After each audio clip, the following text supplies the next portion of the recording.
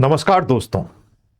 Imagine कीजिए एक ऐसा देश जिसकी 850 किलोमीटर की बॉर्डर रेड सी में जाके लगती है। वही रेड सी जहां पर अभी आवाजाही पर रोक लगी हुई है और सऊदी अरब अपना तेल बाहर नहीं निकाल पा रहा है। इमेजिन कीजिए एक ऐसा देश जो लगभग पिछले 20 सालों से किसी न किसी युद्ध की चपेट में है, जिसके पहले ही दो टुकड़े हो चुके हैं और जब सिविल वॉर में ऐसा उलझ गया है कि फिर से उसके दो टुकड़े ईस्ट और वेस्ट हो सकते हैं। फिर इमेजिन कीजिए एक ऐसा देश जहां गल्फ के दो बड़े मोनार्क्स आपस में प्रॉक्सी वॉर में उलझ गए हैं।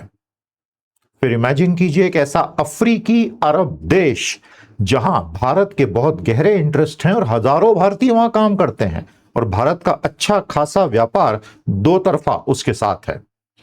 और फाइनली इमेजिन कीजिए एक ऐसा देश जो यूक्रेन युद्ध, ईरान युद्ध के साथ साथ एक तीसरा बड़ा युद्ध क्षेत्र बना हुआ है।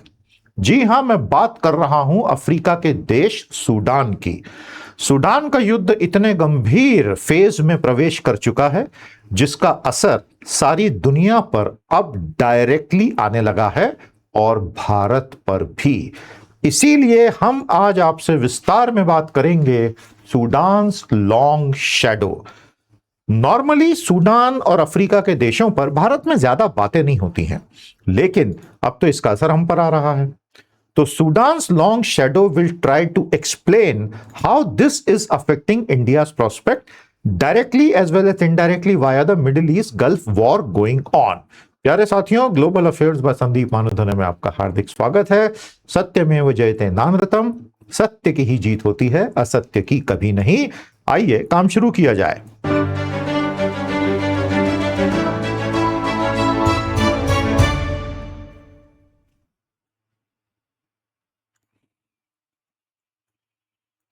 आगे बढ़ने से पहले मैं आपको आमंत्रित करता हूं एक्सक्लूसिव नॉलेज वीडियोस पाने के लिए हमारे चैनल को ज्वाइन करें। 5 लेवल्स हैं, 1, 2, 3, 4 और 5। सब पर नए नए वीडियो रोज आते हैं। अपने आप में पूरा खजाना है और लगातार एनरिच होता जा रहा है। तो यदि आप नॉलेज सीकर हैं, प्रोफेशनल हैं, स्ट्रेटेजिस्ट हैं, होम मेकर हैं, यंग स्टूडेंट हैं, किसी एग्जाम की भी तैयारी कर रहे हो सकते हैं, ये एक ऐसा रिसोर्स है जो आपको मिस नहीं करना चाहिए। ज्वाइन का बटन दबाएं, चेक करें। लेवल 3 और 4 हमारे सबसे पॉपुलर लेवल्स हैं। Thank you so much. हमने कुछ दिनों पहले आपके साथ इन 5 विषयों पे बात की। अब इस सप्ताह हम आपके साथ इन 5 टॉपिक्स पे बात करेंगे। दोस्तों, हमें पसंद हो या ना हो, अब हम युद्ध के युग में आ चुके हैं और अगले 5 से 7 साल दुनिया की जियोपॉलिटिकल टेक्टोनिक प्लेट सारी रीसेट हो रही हैं। We may like it, we may not, but we are a player in it, directly और इनडायरेक्टली, विलिंगली और अनविलिंगली। तो मैं आपको 5 टॉपिक्स इस सप्ताह पढ़ाने जा रहा हूं और आपकी आंखें खुल जाएंगी।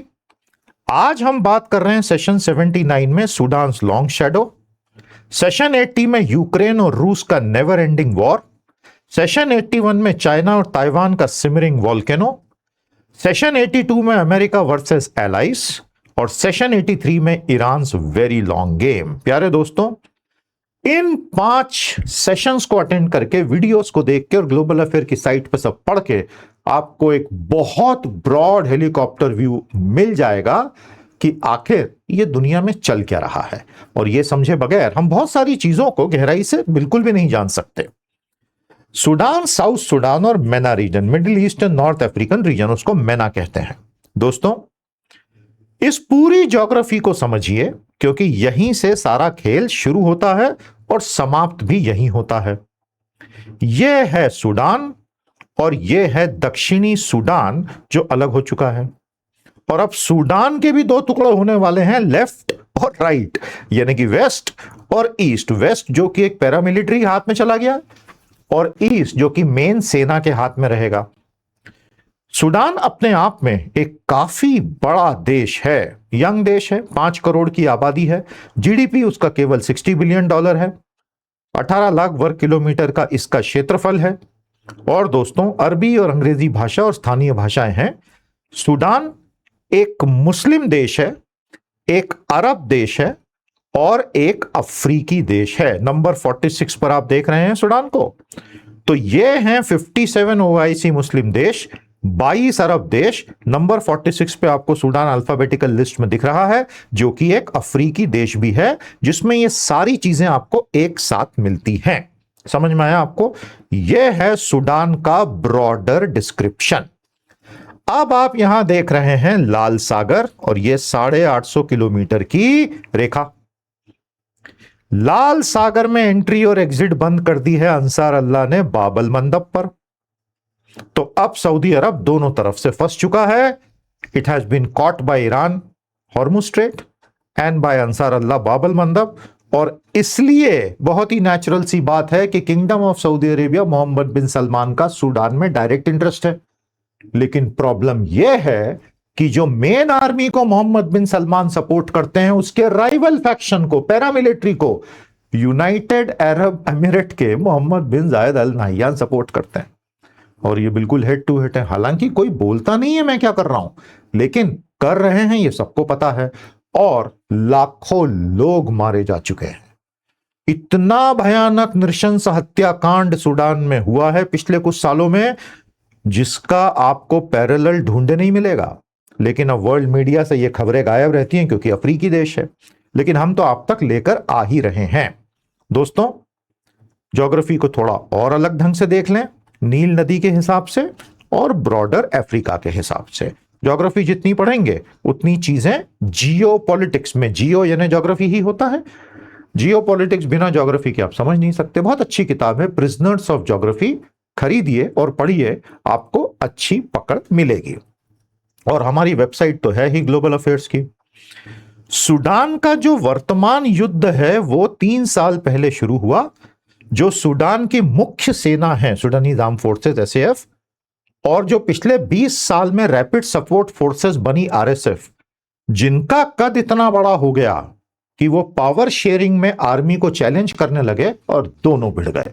जबकि ओरिजिनली यह सोचा गया था कि डिक्टेटर ओमार अल बशीर को हटाने के बाद एक सिविल सरकार बनेगी, जो बनी भी, लेकिन इन दोनों ने उसको उखाड़ के फेंक दिया।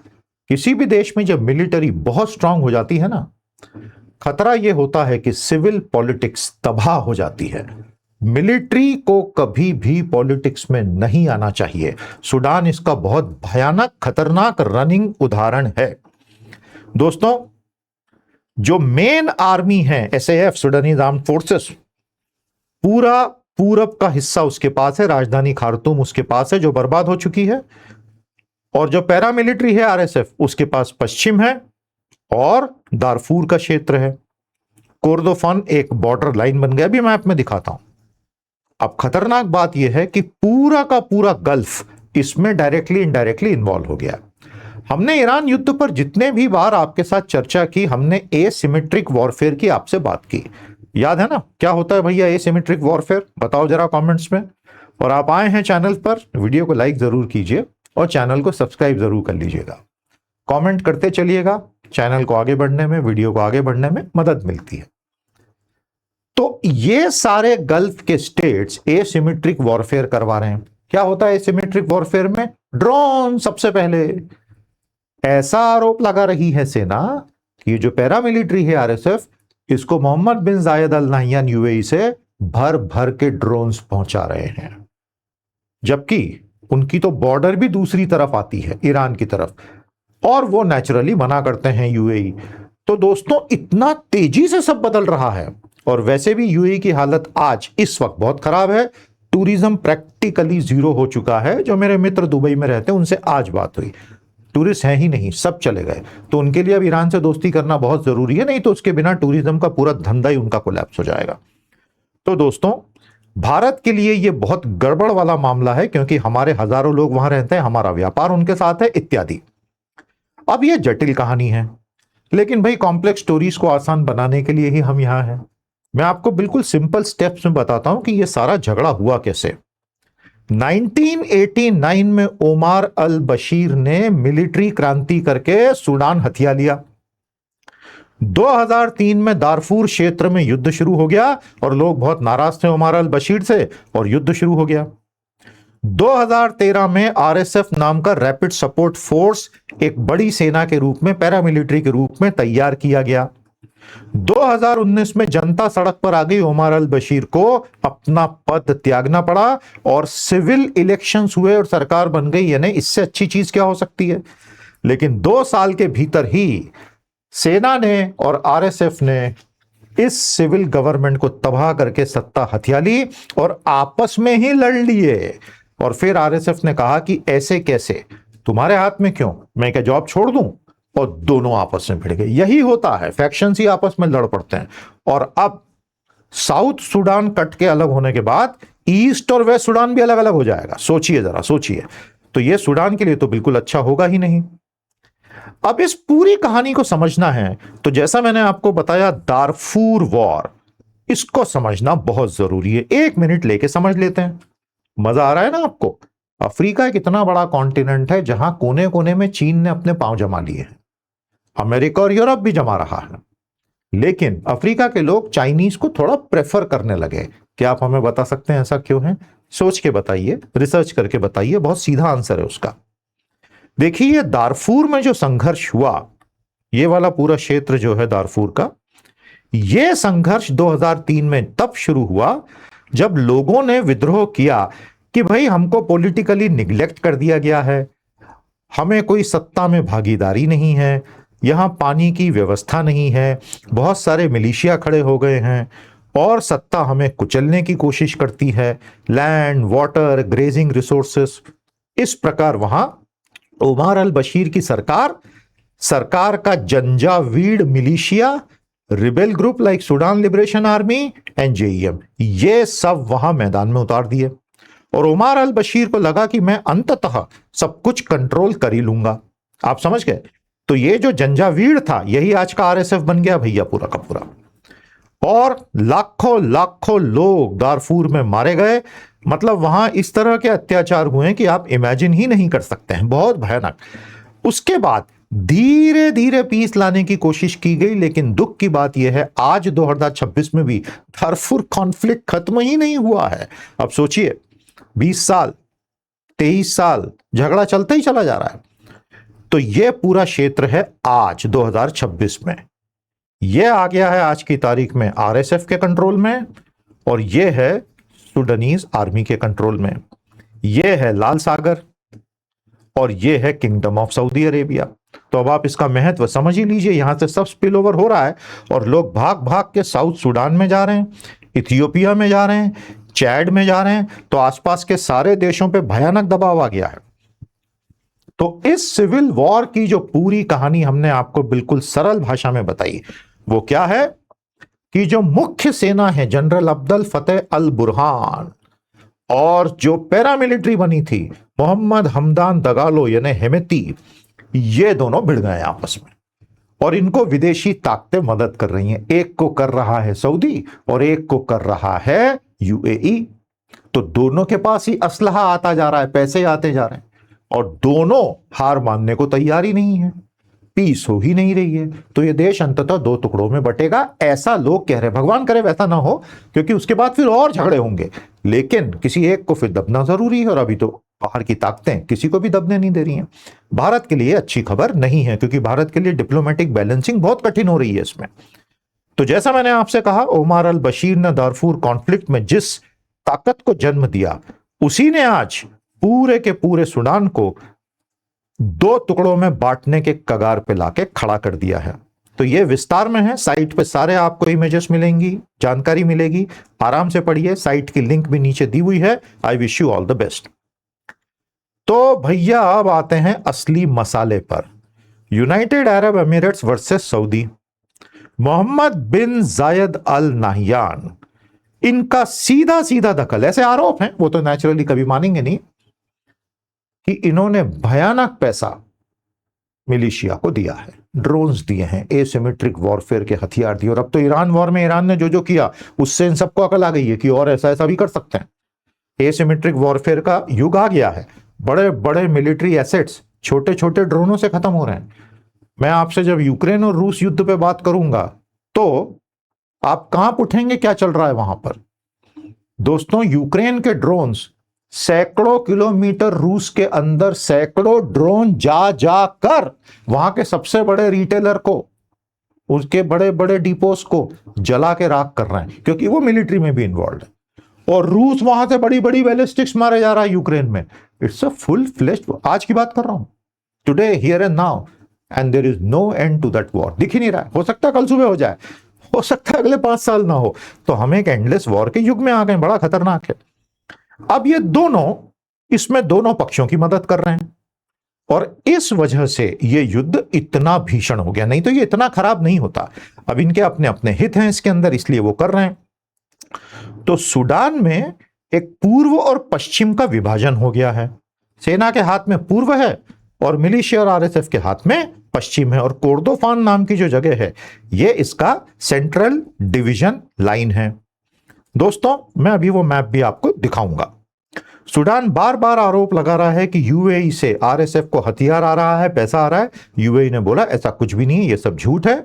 गोल्ड का व्यापार और यूएई के कमर्शियल इंटरेस्ट उसके व्यवहार को डिक्टेट कर रहे हैं। सऊदी अरब की मांग है कि यूनिफाइड सूडानी स्टेट हो, जो शायद यूएई को पसंद नहीं है। तो विदेशी ताकतें कैसे किसी देश को तबाह कर सकती हैं, इसका रियल टाइम में चलता हुआ उदाहरण देखना है तो सूडान को देखो। बस यही है उदाहरण। दोस्तों, मुझे आपको बताते हुए बहुत खुशी है, हमारा एक बेहद शानदार course AI super class launch हो चुका है। अगर आप एक प्रोफेशनल हैं, ये सिर्फ प्रोफेशनल्स के लिए है। अगर आप एक प्रोफेशनल हैं और एआई पर पूरी पकड़ बनाना चाहते हैं, क्योंकि उसके बिना आप करियर में मुक्ति नहीं है, तो 1 ईयर, 2 ईयर और 3 ईयर के लॉन्ग टर्म कोर्सेस हैं। हफ्ते में 2 क्लासेस 1-1 घंटे की, सब लेटेस्ट आपको पढ़ाएंगे ताकि आप टोटली टच में रहें। और वो है एआई सुपर क्लास। ऐसा कोई दूसरा कोर्स उपलब्ध ही नहीं है। नीचे लिंक दी है और आप उस पर इंसेंटिव भी पा सकते हैं। पेज पे जाएंगे तो सब मिलेगा, superclass.billionhomes.ai। आपका स्वागत करता हूं मैं। अगर आप एक प्रोफेशनल हैं, लॉन्ग टर्म कोर्सेस में 1, 2 and 3 year AI super class. AI turbocharger की हमारी जून और जुलाई कोहोर्ट सक्सेसफुली हो गई। संडे 27 सितंबर को हमारा तीसरा कोहोर्ट होगा। आइए एनरोल कीजिए, आपके लिए इंसेंटिव आज भी उपलब्ध है, साइट पर जाके देख लें। धन्यवाद सुनने के लिए। अब सूडान से हमें क्या लेना देना, ग्लोबली सूडान हमें क्या देगा या हमसे क्या ले लेगा? भाई बहुत कुछ, क्योंकि सब कुछ आपस में जुड़ा हुआ है ना, हमने पहले भी देखा है। देखिए, सबसे खतरनाक बात यह है कि सूडान एक इंटरसेक्शन पे बैठा हुआ है। North Africa, Sahel, Horn of Africa, Red Sea, 7 देशों से जुड़ा हुआ। इजिप्ट हो गया, लीबिया हो गया, Chad, CAR, south Sudan, Ethiopia, Eritrea थोड़ा सा दूर है, और फिर लाल सागर, और वहां पे फिर किंगडम ऑफ सऊदी अरेबिया। तो फिर ऐसा देश तो अपने आप ही इंपॉर्टेंट हो जाता है भाई। अगर यहां इंस्टेबिलिटी होती है, लाखों लोग भाग के आसपास के देशों में चले जाते हैं, और वो हो ही रहा है। 850 किलोमीटर की लाल सागर की तट रेखा और पोर्ट सूडान। तो फिर अब इस पे ज्यादा कुछ बोलने की जरूरत नहीं है, क्योंकि रेड सी और स्ट्रेट ऑफ हॉर्मुज यानी कि पर्शियन गल्फ दोनों बंद हैं। तो भाई अब ये तो बहुत इंपॉर्टेंट हो गया है, इसके थ्रू ही व्यापार करेंगे। इस वॉर में ड्रोन्स, फॉरेन वेपन्स और भाड़े के सिपाही, मर्सिनरी सारे आ गए हैं। एसिमेट्रिक वॉरफेयर यहां भी चल रहा है। सूडान गोल्ड, एग्रीकल्चर और गम अरेबिक एक्सपोर्ट्स के लिए जाना जाता है। भारत का बहुत बड़ा गम अरेबिक का इंपोर्ट यहां से, इनफैक्ट दुनिया में 80% यहीं से आता है। और ये गम अरेबिक का इस्तेमाल कहां होता है? बेवरेजेस, कन्फेक्शनरी, कॉस्मेटिक्स, फार्मास्यूटिकल्स, उन सब में। इस वजह से अगर दुनिया का 80% गम अरेबिक यहां से निकल रहा है, तो फिर ये तो इंपॉर्टेंट है। अफ्रीकी यूनियन अब वहां पहुंचा है आज ही, और उसको ठीक करने की कोशिश कर रहा है। लेट अस होप ये सॉल्व हो जाए। अब अंत में आते हैं, भारत के लिए क्यों सूडान इंपॉर्टेंट है। जैसा मैंने पहले बताया, इसके 5 से 6 बड़े कारण हैं कि क्यों भारतीयों को सूडान के बारे में जानना ही चाहिए। सबसे पहली बात है, हमारे हजारों लोग वहां रहते हैं, तभी तो ऑपरेशन कावेरी चला के सबको फटाफट निकालना पड़ा, क्योंकि मरने की नौबत आ गई थी भाई। तो फिर हिंदुस्तान अपने लोगों के लिए तो करेगा ही। हमारे बहुत लंबे ट्रेड लिंक्स हैं वहां से। Indian export, sesame seeds, gum arabic, cotton, hides and skins, groundnut, और हमारे एक्सपोर्ट्स भी बहुत अच्छे खासे हैं, फूड प्रोडक्ट, फार्मा, टेक्सटाइल। तो ये सारे कमर्शियल इंटरेस्ट खतरे में पड़ गए। और सबसे बड़ी बात हमारी एनर्जी सिक्योरिटी में आज स्थिति यह है कि FCNR-B अकाउंट में $52 अरब से ज्यादा का इनफ्लो अकाउंट्स में आने के बाद, जिसपे आपको डॉलर में ही इंटरेस्ट पे करना है और रिडीम भी करना है, RBI रुपए को होल्ड करने के लिए बहुत मेहनत करनी पड़ रही है। मतलब हमारे मैक्रो फंडामेंटल्स में रुपया टूट रहा है। ऐसे में ग्लोबल ट्रेड में आने वाली हर बाधा जिससे हमारे एक्सपोर्ट्स पे जरा भी असर आए, हमारे लिए बहुत चिंता का विषय है। और सबसे बेकार बात यह है कि हमारे लिए यहां डिप्लोमेटिक बैलेंसिंग करना बहुत मुश्किल होता जा रहा है, क्योंकि गल्फ में हमारे सबसे अच्छे मित्रवत संबंध हैं, क्षमा चाहता हूं, और एक तरफ किंगडम ऑफ सऊदी अरब है जिनसे हमारे रिश्ते बहुत अच्छे हैं, और दूसरी तरफ UAE है। अब इजिप्ट भी है जिससे हमारे रिश्ते बहुत अच्छे हैं, LCC 3 बार आ चुके हैं, चौथी बार भी आने वाले हैं, और बाकी अरब देशों से भी हमने किसी से पंगा तो लिया हुआ है नहीं। तो बैलेंसिंग करना है तो इसमें पसीने छूटेंगे, लेकिन भारत की प्रेजेंस से फर्क पड़ेगा। तो दोस्तों, ये थी कहानी सूडान्स लॉन्ग शैडो की। उम्मीद करता हूं आपको बहुत कुछ सीखने को मिला, कमेंट थ्रेड में बताइएगा। और जैसा मैंने आपसे कहा, पूरी ग्लोबल अफेयर नॉलेज सेंटर की वेबसाइट आपके लिए तैयार है, लिंक नीचे दी है, ओपन कीजिए, सब पढ़िए। उसमें नॉलेज पाथवेज हैं। आप अगर अभी आए हमारे चैनल पर, जीरो से पढ़ना चाहते हैं जियो पॉलिटिक्स, उसमें पाथवेज पे क्लिक करिए, सब मिलेगा, एक बार जाके देखिए। बहुत बहुत शुक्रिया।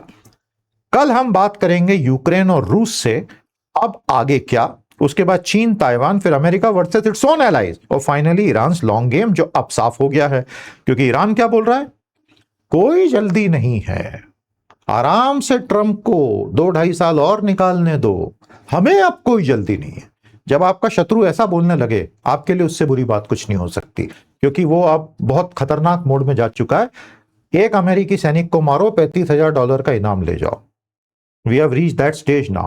So we are in a very difficult world, और इसलिए हम इन चीजों को पढ़ते रहेंगे ताकि एटलीस्ट हमारी अंडरस्टैंडिंग बेहतर बने। इसी के साथ सूडान्स लॉन्ग शैडो को यहीं विराम देते हैं। पढ़ते रहिए, बढ़ते रहिए। नमस्कार, कल फिर मुलाकात होगी। जय हिंद।